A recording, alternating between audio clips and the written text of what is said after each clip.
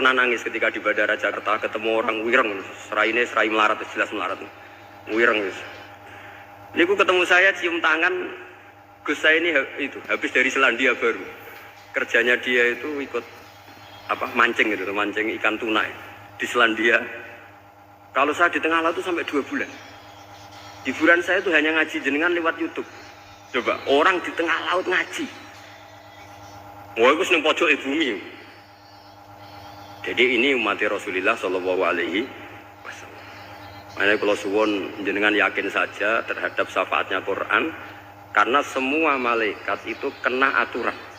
Di antara aturannya adalah tidak boleh menyiksa orang yang di hatinya ada Al-Quran. Fa inna Allaha ta'ala la yu'adzibu qalban wa al-Qur'ana, karena Allah tidak akan menyiksa hati yang ada di Quran, yang ada Qurannya. Jika memiliki jelas ini riwayat saking Ibnu Katsir, supaya kula percaya, apalagi ini didhawuhkan Rasulullah Shallallahu Alaihi Wasallam bahwa surat Tabarok adalah disebut munjiyah, penyelamat, juga disebut wakiyah, penjaga. Lalu biasanya orang-orang yang nggak percaya syafaat itu pertanyaannya adalah, kan manusia itu wa alaisa lil insani ila masa'a, manusia itu hanya bisa membawa bekal apa yang pernah dilakukan. Itu dijawab oleh ulama-ulama kita ahli sunnah wal jamaah. Entah perlu ditambahi anahdia apa enggak tahu saya. Saya ini kata orang banyak termasuk pengurus PBNU, tapi saya itu tetap nggak pati srek. Kalau ahli sunnah saja, tidak usah ditambahi anahdia. Karena nanti malah tidak global, ini ahli sunnah kok lokal ini jadi riri. Ya tapi kalau kita di Indonesia ya ditambahi anahdia tidak apa-apa. Karena mau tidak mau memang dalam hal ikramus sahabah mungkin kita dengan Wahabi itu sama-sama ikramus sahabah. Tapi dalam hal percaya wasilah kita ini ada miripnya dengan Syiah, karena Syiah percaya wasilah, NU percaya wasilah. Tapi dalam bab ikramu pelis sahabah beda kita dengan Syiah. Fa innas Syiin itu ada sahabat yang dihormati, ada yang enggak. Akhirnya terus kita karena itu terus bikin ahli sunnah anadiyah, karena Wahabi itu ya ahli sunnah tapi enggak percaya wasilah. Ya katanya gitu, kata para pakar-pakar. Saya sendiri hanya nirukan, saya enggak punya kepentingan untuk menganalisis itu enggak. Karena pertanyaan di kuburan itu ya gampang, nanti marbuka mana biuka itu gampang lah. Tapi ada KNU juga, ada nanti pertanyaannya, wama jamiyatuka. Waduh ribet itu, lama-lama wama hizbuka, partai kamu apa? Ribet kan kalau semua orang kreasi nambahin, malah ribet kan. Tapi lewat ngaji ini saya pastikan bahwa surat Tabarok itu luar biasa. Terus saya teruskan. Waqat rawat Tabrani wal Hafidz Adi al-Muqaddasi min tariqi Salam bin Musadruse qala Rasulullah sallallahu alaihi wasallam suratun fil Qur'ani khosomat an sahibiyah hatta adkhalatul jannah. Jadi ada surat di Quran yang mati-matian membela yang hafal sampai surat itu memasukkan orang itu ke surga, yaitu Tabarakalladzi biyadihil mulk. Ini yang An Ibnu Abbas dan qala daraba badu ashabin Nabi sallallahu alaihi wasallam khiba'u ala qabrin wa wala yahsibu annahu qabrun. Fa idzan qabru insanin yaqra'u suratal mulki hatta khatamaha. Fa atan Nabiy sallallahu alaihi wasallam faqala hiyal mani'ah hiyal munjiyah tunjihi min adzabil qabri.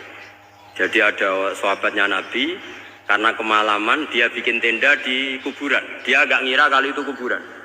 Ternyata di situ ada orang Sohibul Qabri ini baca surat Tabarok.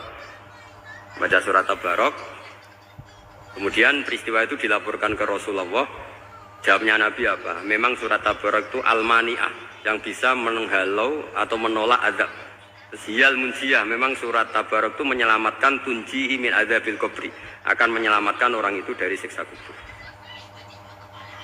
Berikut ke sekolah. Wa qala Tabrani haddatsana Muhammad bin Hasan. Terus qala Rasulullah sallallahu alaihi wasallam lawatitu annaha fi qalbi kulli insani min ummati. Karena keramat surat Tabarok seperti itu, kata Nabi lawatitu pakai lam taukid. Yakti seneng ingsun annaha di surah yaitu Tabarok fi qalbi kulli insani min ummati. Karena keramatnya surat Tabarok seperti itu, saya suka kalau semua umat saya itu hafal itu. Alhamdulillah barokahnya didikan para kiai, para guru, hampir semua kita ini hafal surat Tabarok. Daripada yang kampanye harus hafal Quran semua, ya sudahlah, ini al-maisur la yasqutu bil ma'sur, atau ma la yudraku kulluh la yudraku kulluh.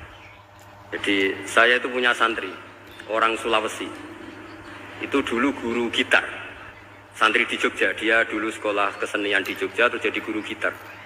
Saya ini kan kiai fikih, saya madzhabnya sama dengan Pak Najib, termasuk ngaramkan gitar ini. Mau tak haramkan kok ora gelem ngaji malah ribet, tak halal ngomong gitar kok tak halal. Semeneng ae. Semeneng ae. Saya niru Mbah Mun, nek ono jawabane semeneng gak. Ya tak kok kadang, Gus, main gitar hukumnya piye? Kurang pegawean tak jawab.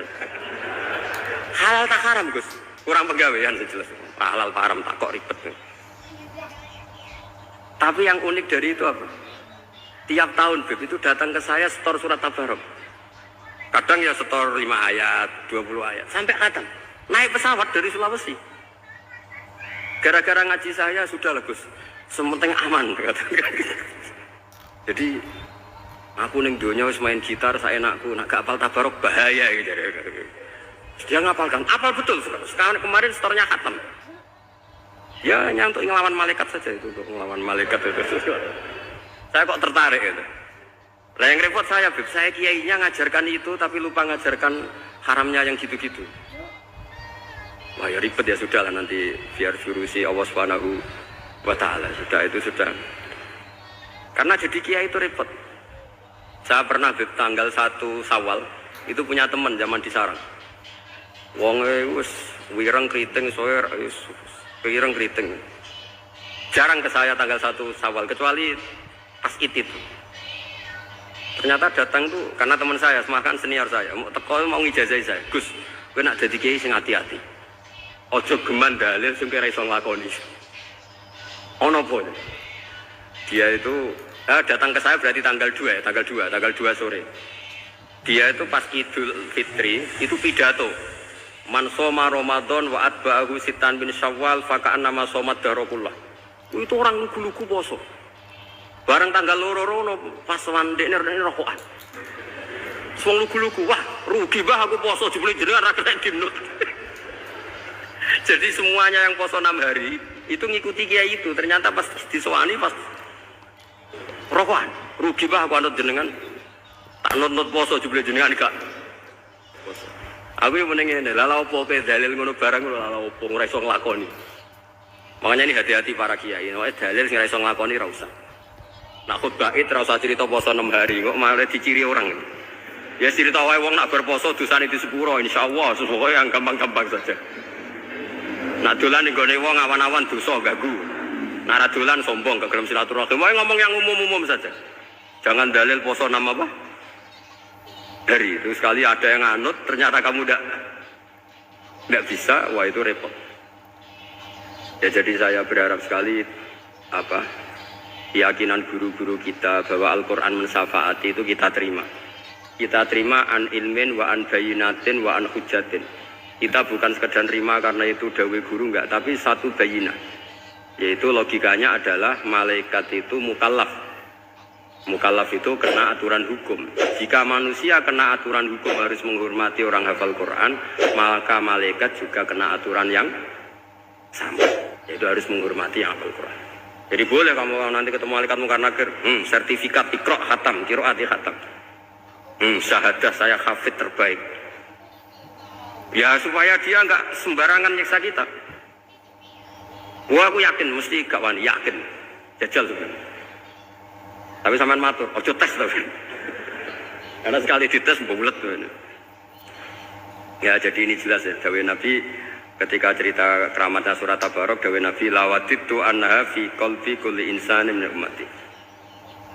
Wa qad rawa hadzal hadits Abd bin Humaid fi musnadihi bi afsata min hadza. Faqala, ada yang cerita lebih detail di riwayat itu, fa innaha al-munjiyah wal mujadilah tujadilu autokhosimu yaumal qiyamah inda rabbiha liqairiha. Nah ini lebih gampang lagi. Surat Tabarok itu mati-matian bela yang baca.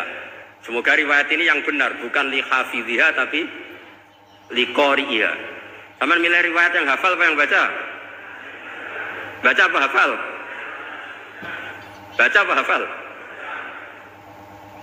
Korupsi kabeh guys. Jadi ada riwayat itu tujadilu au tukhasimu yaumal qiyamah inda rabbiha liqari'iha. Bagi yang baca tidak harus hafal. Wa tatlubu lahu ayun jiyahu min adzabin nar wa yunjiya biha utawayan sahibaha min adzabil qabri. Jadi surat ini akan mati-matian bela yang membaca. Tadi kan riwayatnya hafal, jadi kan saya terjemah hafal terus. Akhir-akhir kok ada diskon cukup baca ya, ini tak ganti karena ini demi jenengan tak cari riwayat paling gampang. Sebetulnya ini enggak etis, kayak ilmu pesanan. Ya, tapi ya sudah, memang ada riwayat apa liqariha.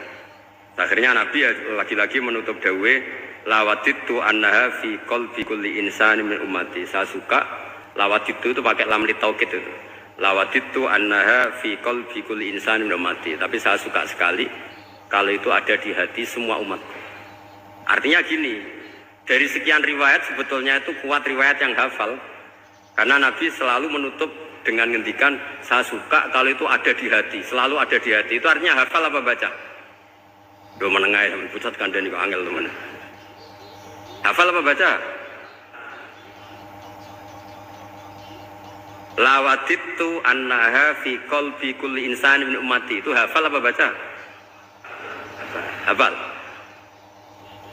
Ya berarti hafal. Ini yang hafal tabarok berapa? Semua ya? Hafal semua? Aman berarti, no?